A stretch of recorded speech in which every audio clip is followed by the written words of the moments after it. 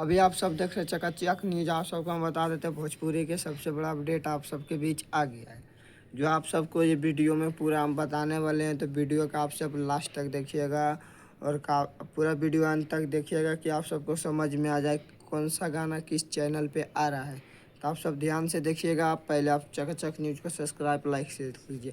आप सबको हम बता देते हैं कि चंदन चल चल के बहुत गाना आता है और आया भी है, बाकी इनका न्यू गाना आ रहा है। जो गाने के टाइटल है कि हरा दिया काम ना करी, ये न्यू गाना के टाइटल हो। ये गाना अभी नहीं आने वाला है, जो आप सबको सही बोल रहे हैं। जो आप सब को ये गाना आप सबके बीच आने वाला है। गाने में भी टाइम है, गाने की भी शूटिंग चल रहा है चंदन चल चल के गाने का, और गाने में दम होने वाला है, क्योंकि इनका भी गाना बहुत लेट आता है और इनका भी बवाल मचाता है भोजपुरी में। तो आप सबको गाने की बात कर लेते हैं। तो हरा दिया काम ना कली चंदन चल चल के गाना 30 तारीख को आप सबके 6:45 में सुनने के लिए मिलेगा, जो काफ़ी शानदार गाना है।